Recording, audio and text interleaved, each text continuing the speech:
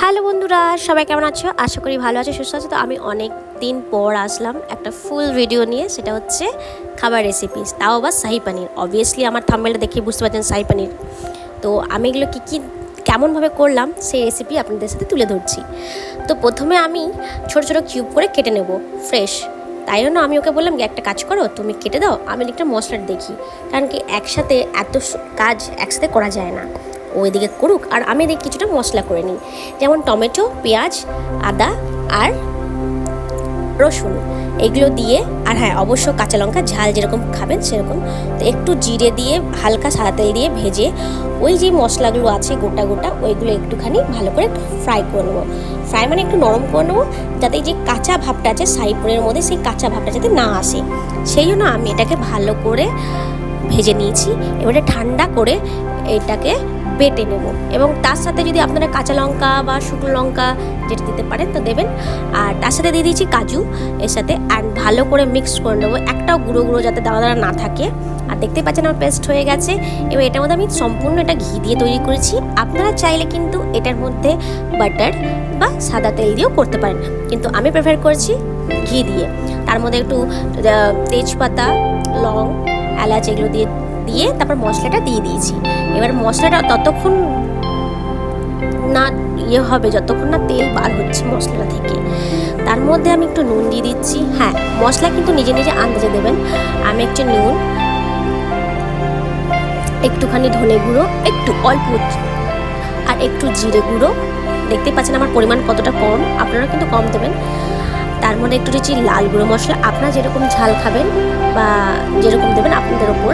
আর একটু হলুদ গুঁড়ো, আর এটাকে ভালো করে মিক্স করে নেব। আর হ্যাঁ, আমি বারবার বলে দিচ্ছি, এটাকে বেশি লো ফ্লেমে করবেন, হাই ফ্লেমে একদম করবেন না। এবং সামান্য লাস্টের দিকে একটুখানি চিনি মিক্স করে নিলাম, কারণ কি আমি এটা কোনো ক্রিম দিয়ে করব না। শাহি পনিরটা পুরো ঘরোয়া মশলা দিয়েই এই শাহি পনিরটা করবো। তো আপনি দেখতে পাচ্ছেন ভালো করে কষে গেছে একদম। আর তার সাথে সাথে এটা কিন্তু তেলও বার হচ্ছে।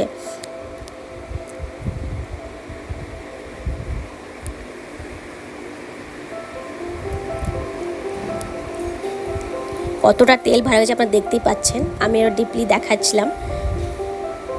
আর শাহি পনিরের মশলা যত কষবে ততই কিন্তু আপনার শাহি পনিরটা ভালো এবং টেস্টি অ্যান্ড ইয়ামি হবে। আর হ্যাঁ, আর সাথে আমি 1 কাপ দুধ নিয়ে নিয়েছি ফ্রেশ।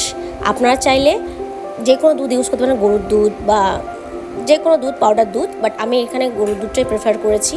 এবার এটাকে ভালো করে মিক্স করে নেব। কিন্তু হ্যাঁ, আমি কিন্তু জল মিক্স করিনি, আমার সেই দুধের গ্লাস কাপটাতেই একটুখানি জল মিক্স করে দিয়েছি। এটাতে কিন্তু আমি এক্সট্রা জল আর ইউজ করিনি।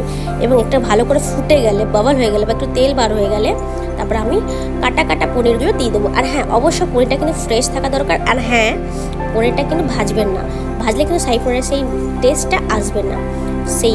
সেই জন্য আমি কাঁচা কাঁচা পনিরই দিয়ে দিয়েছি।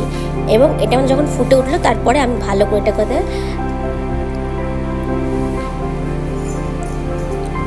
গরম মশলা দিয়ে এটা গার্নিশ করে দিলাম। আর দেখতে পাচ্ছেন আমার কালারটা আর প্রচণ্ড রকমের তেল ছাড়ছে, কারণ আমার শাহি পনিরটা কিন্তু রেডি হয়ে গেছে।